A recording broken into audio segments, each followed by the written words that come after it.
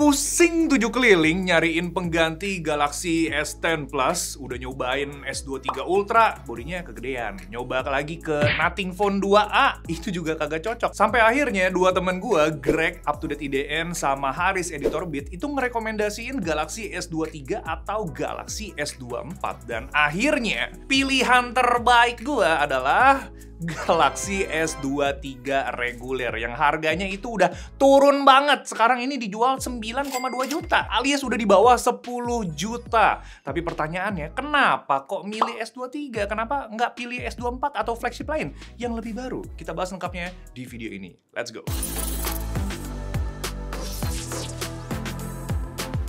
Oke, jadi faktor pertimbangan gue beli HP ini, pertama, HP-nya harus bisa dipakai untuk jangka panjang. At least tuh 4 tahun ke depan, sampai 2027-2028 itu masih oke. Kedua, itu gue nyari HP yang compact ya, jadi kalau misalkan dipegang tuh kagak kegedean gitu. Dan kameranya itu juga harus bagus, karena gue bakal pakai juga buat konten. Sama budget gue itu maksimal banget di 10 juta. Sebenarnya ada beberapa daftar HP yang gue pertimbangkan juga, tapi sebelum itu, kalian jangan lupa buat di like dan subscribe kalau suka konten seperti ini. Sama buat kalian yang lagi ngincerin HP baru kayak gue, bolehlah cekin dulu di Blibli. Karena di sini kalian bisa beli HP atau gadget apapun itu dengan cicilan tanpa bunga. Jadi pilihannya itu bisa sampai 24 bulan. Dan yang gue suka itu nggak dikenakan biaya tambahan, termasuk dengan biaya admin, oke? Dan ini jadi lumayan banget, sama belanja di Blibli udah terjamin ori. Jadi kalian nggak perlu worry. Lengkapnya kalian bisa cek aja di kolom deskripsi. Nah, daftar HP-nya itu ada Galaxy A55 ya, terus ada S23 FE, iPhone 13 juga itu masuk, dan sempat kepikiran Asus Zenfone 10, bahkan sempat nakal juga karena gue nyari yang di atas budget yang harganya itu belasan juta kayak Xiaomi 14 sama Vivo X100. Tapi setelah gue filter berdasarkan kebutuhan gue, yang paling masuk akal itu iPhone 13 karena harganya itu udah turun di 9 jutaan juga BNIB, dan Galaxy S23. Tapi jujur gue itu sebenarnya belum terbiasa ya sama iOS, bahkan di iPhone 13 Pro yang ada di kantor itu gue pakai buat konten doang. Tapi sekalinya gue pengen coba untuk dipakai harian, itu malah kurang nyaman gitu ya. Kemungkinan karena guanya itu udah belasan tahun pakai HP Android dan bakal PR lagi gitu kalau harus beradaptasi sama OS lain untuk kebutuhan sehari-hari.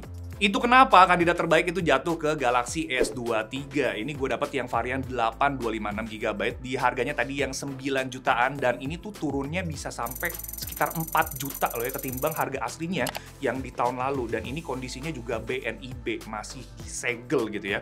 Kalau dibandingin sama S24 sendiri itu bedanya 2-3 jutaan tergantung kalian lihat harganya itu di mana, dan itu lumayan banget ya selisih harganya. Oke, jadi hal pertama ini soal body ya, asli nih. Kalau pakai HP compact itu nyaman banget bos ya, digenggam tuh ya, tuh cuma begini doang bisa tuh ya, nggak usah pakai dua tangan atau kayak bisa nge-reach atas bawahnya, ini jauh lebih nyaman. Dan buat gue juga yang suka pakai celana skinny, dimasukin gampang. Tapi sedihnya memang ya, HP-HP yang mungil ukuran yang kayak gini itu udah mulai langka cuy. Zenfone aja itu udah mulai ninggalin body kecil. Kan sekarang yang 11 Ultra itu udah gede ya badannya ya. Padahal ukuran HP kayak gini tuh aduh, berpengaruh banget sama experience kalian sehari-hari guys. Ukuran itu penting. Walau gitu, memang ada yang dikorbanin sih buat HP-HP compact yang kayak gini. Salah satunya itu kapasitas baterainya yang mungil juga. Ini cuma 3.900 mAh loh ya. Jadi ini jujur nih, kalau misalkan gue pakai real life testnya, itu gue bisa 2 kali sehari ngecas ya. Cas pertama itu siang-siang, terus sore atau malam hari gue harus cas lagi karena baterainya udah mulai habis. Jadi ya solusinya, gue kudu bawa power bank kemana-mana. Gue sendiri ini sekarang pakai 2 jenis power bank sebenarnya. Satu itu ukuran gede banget, 20.000 mAh, itu buat taruh di tas. Sama yang mungil, yang gue kantongin juga, itu 5.000 mAh. Plus gue juga komboin juga sama ini ya, case MagSafe-nya, biar memaksimalkan penggunaan si power bank-nya aja. Oh ya, keep in mind juga kalau kita beli Galaxy S series nih ya, out of the box, itu isinya cuma HP sama kabel tok ya. Jadi anti gores aja kagak ada. Apalagi case sama charger. Ya kagak mungkin lah dikasih. Jadi kalau dihitung lagi, sebenarnya beli HP ini itu perlu ada biaya tambahan lagi buat aksesoris HP-nya. Yaitu ada case-nya tadi ya, anti gores layar dan charger. Nah buat chargernya sendiri ini gue pakai yang charger 65 watt, harganya sekitar 300 ribuan gitu. Kabelnya itu gue pakai yang 100 ribuan yang agak lumayan premium lah ya. Dan ini gue pakai casing yang harganya 200 ribuan. Nah terus soal performance dan operating system OS-nya ya, yang ini bisa diandelin banget. Galaxy S23 ini pakai Snapdragon 8 Gen 2, beda sama yang S24 yang baru tuh. Ini kan balik ke Exynos ya, nah ini masih pakai Snapdragon. Dan user interface-nya ini juga udah kompatibel sama One UI 6.1 yang ada Galaxy AI-nya ya. Jadi kan sekarang udah zaman-zaman AI. Nah ini udah masuk AI-nya ke sini. Dan sejauh ini gue pakai harian buat sosmed, payment, gaming, itu gue mainnya Magic Chess sama Squad Buster ya. Sampai story-story itu bisa dibilang ini nggak ada lag-nya sama sekali. Jadi masih lancar banget, sat-set banget ya. Bahkan kalau gue nyalain battery saver itu pas jalan-jalan biar dia baterainya agak sedikit panjang gitu ya. Nggak kayak kalau misalkan tanpa battery saver, itu tetap berasa kenceng, tetap berasa performance-nya tuh mantep gitu. Sama gue mau highlight satu hal dari UI HP-nya, itu adalah Edge Panel yang dari dulu gue pakai di Galaxy S10 Plus, karena itu berguna banget buat gue. Dan jujur gue baru tahu juga kalau fungsi Edge Panel Samsung itu ternyata banyak banget. Kalian bisa langsung cek aja kalau kalian pakai HP-nya Samsung. Dan gue baru tahu juga kalau kalian itu bisa tambahin Edge Panel-nya dari Galaxy Store. Dan gue awalnya memang gue pakai si Edge Panel itu buat shortcut apps penting doang, kayak misalkan Maps, Payment, sama AIoT Control Center. Tapi sekarang ini gue andelin juga buat kalkulator, reminder, itu jadi berguna banget dan fungsinya jadi melebar gitu, meluas. Dan kalau kalian suka ngikutin bola juga, kemarin kan lagi ada Euro Cup ya. Nah itu juga bisa jadi panelnya juga buat kalian update skor. Jadi kalian swipe itu langsung ada skor real time-nya. Mantap kali. Nah, alasan terakhir ya soal kamera ya, karena selain gue pakai kamera mirrorless buat konten-konten kemana-mana, itu gue pakai HP juga, jadi lebih simple gitu ya. Jadi bisa dibilang ini foto sama videonya ini gue andelin banget di Galaxy S23, dan kita langsung cekin aja foto dan videonya sambil gue jelasin.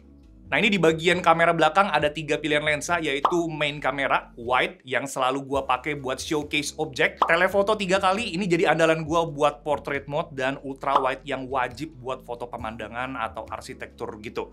Favorit gua ini detailnya 3 kali portrait mode-nya dan ultra wide-nya. Ini contoh-contoh portrait mode yang gua ambil, itu detailnya dapet banget, potongannya, bokehnya juga rapi, tapi emang buat portrait ini gua perlu turunin si exposure-nya ya, biar dapetin kayak vibe cinematic gitu, karena ini terlalu cerah. Dan sempat juga gua potret Anes itu pakai filter black and white, dan hasilnya boleh juga nih, ganteng gak nih?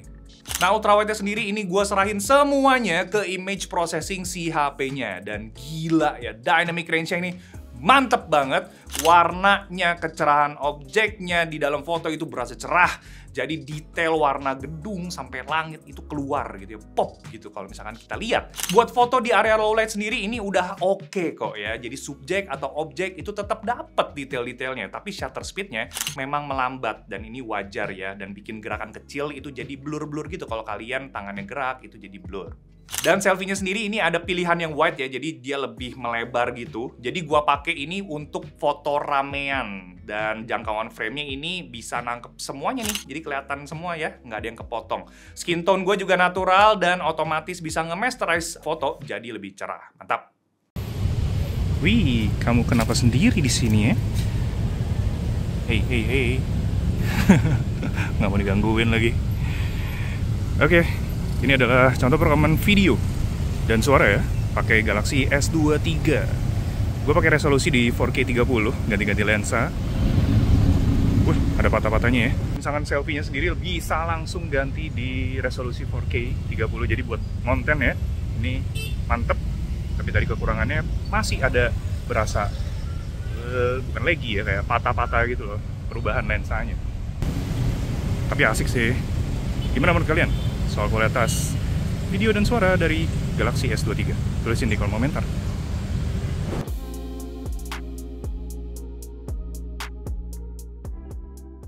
Oke, jadi selama gue pakai Galaxy S23, gue berasa lega banget ya. Akhirnya nemu juga HP yang bisa menuhin kebutuhan gue sehari-hari. This is the perfect phone buat gue ya, karena satu, ukurannya compact, performance-nya juga kenceng buat harian sampai kerja, kameranya juga bisa diandelin. Tapi nggak bisa dipungkiri juga, emang soal baterai ini harus diakalin gitu ya. Ya ada mode battery saver juga, dan ini works buat menghemat daya baterainya sendiri semisal lagi jalan-jalan, dan selalu siapin juga power bank. Dan dengan harganya yang udah turun banget di bawah 10 juta, ini gua rasa jadi HP mantan flagship yang paling worth it yang bisa kalian lirik saat ini. Tapi ada perasaan sebenarnya nyesel gitu nggak sih? Kok nggak milih S24 gitu ya, yang udah bisa 7 tahun software update. Intinya gua nggak mau kejebak sama rasa nanggung mau nambah dikit gitu ya, dan ngorbanin budget gua yang udah gua hitung mateng-mateng. Jadi ingat kau anak-anak, millennials, dan Gen Z, dan Gen Alpha, kalau udah ada budget jangan dimelar-melarin. Alternatif HP flagship yang menarik juga buat kalian lirik di bawah 10 juta itu tadi ya, ada iPhone 13, tapi ini balik lagi tergantung kebutuhan masing-masing. Moga-moga video ini bisa ngebantu kalian buat purchasing decision ya, flagship phone di bawah 10 juta itu mau beli yang mana. Kalau kalian ada pendapat atau kritik, boleh banget ditulisin di kolom komentar. Dan karena ini adalah video terakhir gue di Besindo.Tech, gue mau bilang terima kasih buat kalian yang udah nonton dan support gue dari dulu, yang udah senggol-senggol, yang udah macem-macem lah. Gue say thank you buat kalian. Awalnya gue cupu banget, sampai sekarang gue bisa ngebawain video buat kalian. Dan jangan lupa buat panggil-panggil gue lah kalau gue lagi di luar, terus kalian lihat gue Nil gitu. Siapa tahu kita bisa ngobrol-ngobrol di luar sana. Oke? Dah gitu aja guys dari gue. Jangan lupa buat di like, subscribe, dan share video ini ke teman-teman kalian. Kita ketemu lagi di video selanjutnya. Thanks guys. Ciao.